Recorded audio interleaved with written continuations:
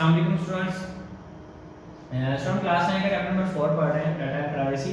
और जो हमारा आज का टॉपिक है वो है इंपॉर्टेंस ऑफ डाटा प्राइवेसी। ठीक है, हमारे जो हमने पढ़ रहे हैं कि डाटा हमारा जो है हमारी जो पर्सनल डाटा होता है उसकी हमें इसको सिक्योर करना चाहिए। उसके अब हम इसका पढ़ रहे हैं कि उसको हमें सिक्योर क्यों करना चाहिए, हमें क्यों जरूरत है डाटा अपने डाटा को प्राइवेट करने की, अपने डाटा को कॉन्फिडेंशियल रखने की, अपने डाटा को सिक्योर करने की हमें क्यों जरूरत है। ठीक है, सबसे पहले हम देखते हैं कि हमारे पास डाटा, हमारा जो डाटा है वो किस किस जगह पे हमारे स्टोर हो सकता है या किस किस जगह पे हमारे पास हमारी जो पर्सनल इन्फॉर्मेशन है वो किन किन लोगों के पास है। वो सबसे पहले हम देखते हैं हमारे पास प्राइवेसी कंसर्न्स क्या है हमारे पास।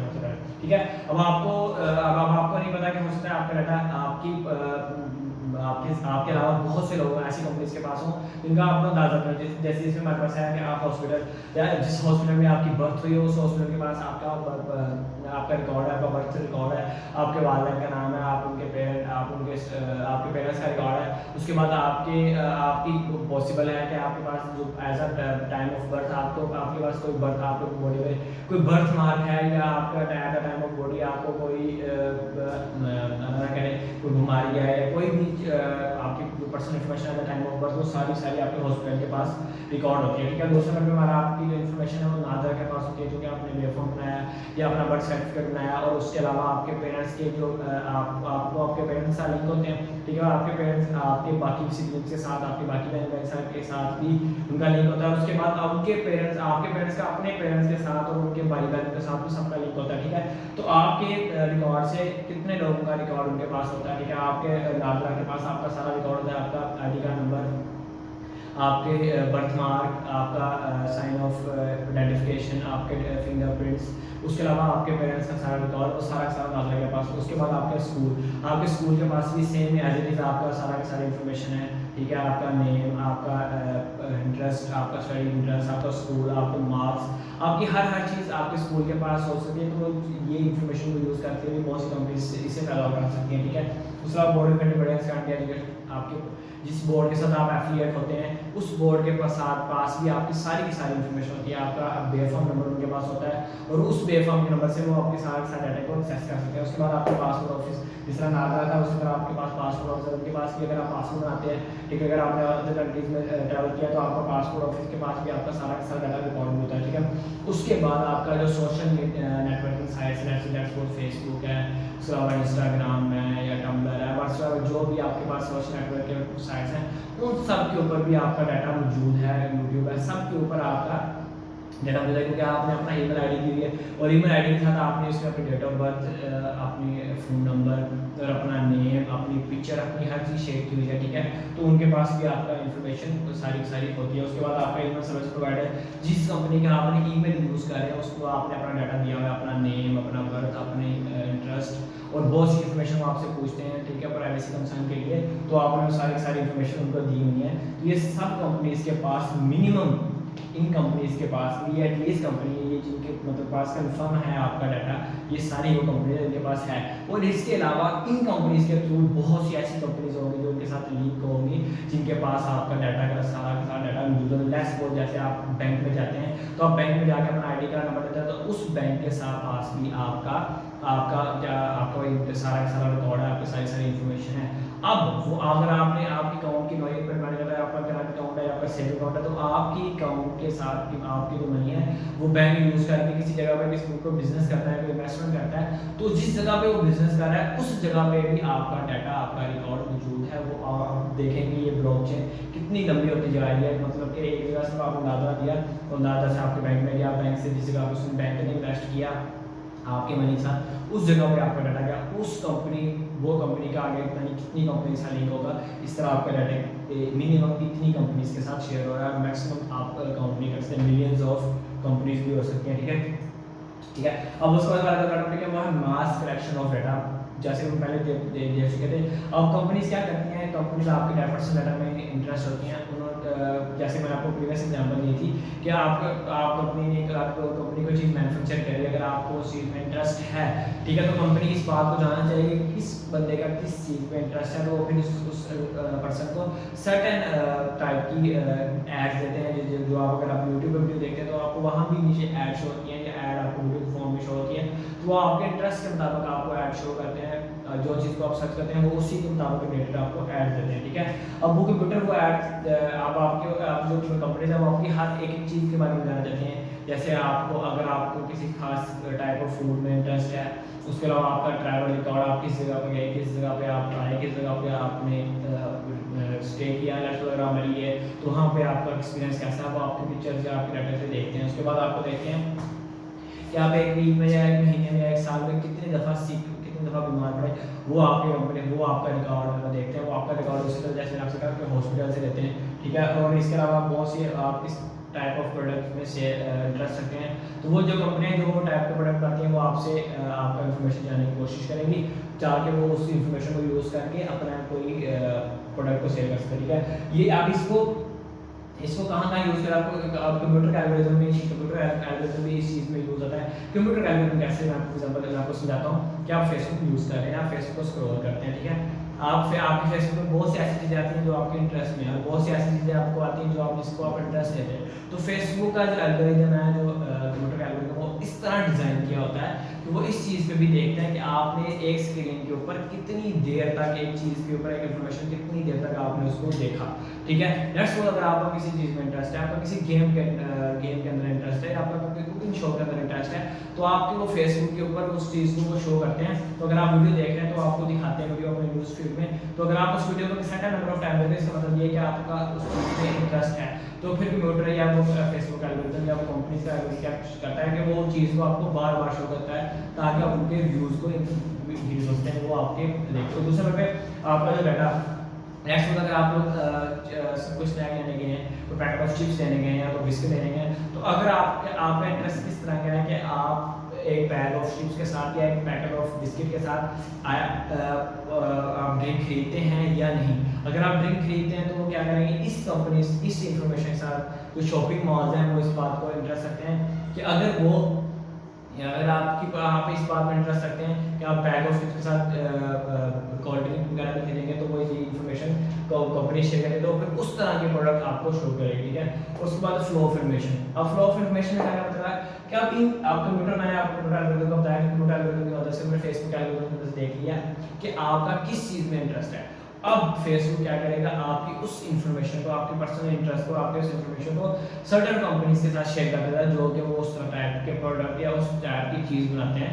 तो इसे कहते हैं फ्लो ऑफ इन्फॉर्मेशन। मतलब एक कंपनी के पास वो इन्फॉर्मेशन थी, उसने वो अपनी डिफरेंट टाइप ऑफ कंपनी जो मतलब कि जिसका वो चीज़ बना रही है उसको वो इन्फॉर्मेशन शेयर कर दी कि ये पर्सन है, इसको इस चीज़ में इंटरेस्ट है, ये इसका डाटा है, ठीक है।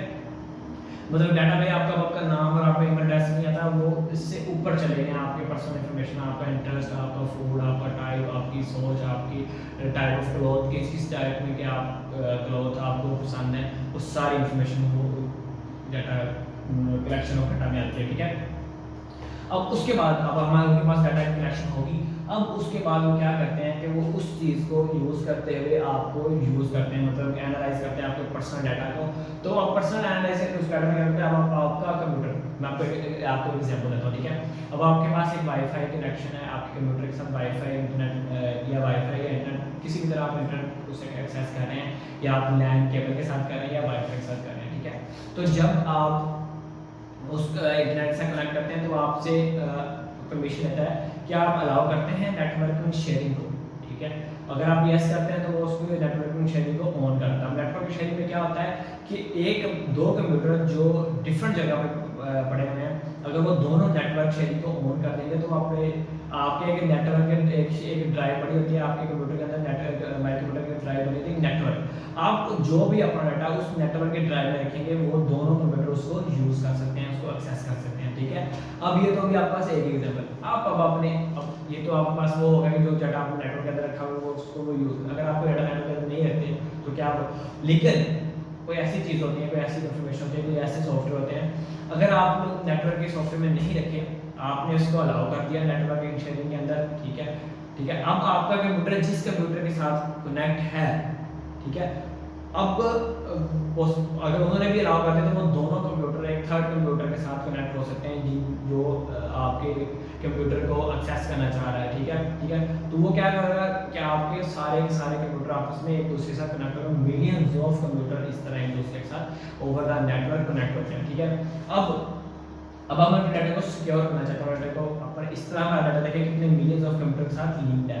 अब हम चाह रहे हैं कि हमारा डाटा सिक्योर हो, तो जब हम उसको सिक्योर करना चाहते हैं हम इन तीन एस्पेक्ट्स को देखते हैं कि इन तीन एस्पेक्ट्स की वजह से, इन तीन एस्पेक्ट के मद्देनजर इन तीनों स्केल में हमारा जो डाटा है वो सिक्योर होना चाहिए। कॉन्फिडेंशियल सबसे पहला हमारा है, आप ये चाहते हैं कि आपका जितना भी डाटा है वो किसी के साथ शेयर ना किया जा सके, आपका जो प्राइवेट डाटा है वो कॉन्फिडेंशियल रहे, वो सिक्योर रहे, वो एक ही जगह पे रहे, वो किसी भी थर्ड पर्सन के साथ, जैसे मैंने आपको बताया कि आपका जो इंटरेस्ट रेट है वो आपका कॉन्फिडेंशियल डाटा है, आपका किसी भी चीज़ में इंटरेस्ट हो सकता है, आपका कोई भी चीज़, आपको कोई भी चीज़ पसंद हो सकती है, तो आपका एक पर्सनल इन्फॉर्मेशन है वो आप किसी भी पर्सन के साथ शेयर नहीं करना चाहते। कोई चीज़ें होती हैं आप किसी चीज़ों से किसी के साथ शेयर करते हैं, कोई चीज़ें आप किसी के साथ शेयर नहीं करना चाहते, तो आपका जो पर्सनल डाटा है वो आप चाहते हो, आपका ये राइट है कि वो आपका पर्सनल डाटा है वो कॉन्फिडेंशियल है, वो किसी भी अपने थर्ड पर्सन के साथ वो शेयर ना हो, ठीक है।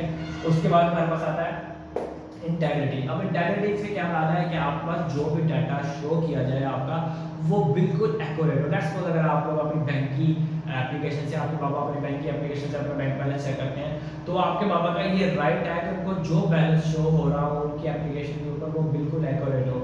इसी तरह जब भी आप कोई चीज़ सर्च करें ओवर द इंटरनेट तो आपका ये राइट बनता है कि जो भी चीज़ आपको, जो भी इन्फॉर्मेशन आपको शो हो रही है वो बिल्कुल एक्यूरेट हो, जो भी आपकी पर्सनल इन्फॉर्मेशन है, ठीक है। आपने फेसबुक के ऊपर आपको ऊपर अपना नाम, व्हाट्सएप जो भी रखा हुआ है, जब आप उसको दोबारा सर्च करें तो वो उसी नाम के साथ शो हो, ना कि वो कोई ऐसी कोई किसी चीज़ को चेंज कर रही है। आपकी डाटा की इंटेग्रिटी ऐसी है, ठीक है।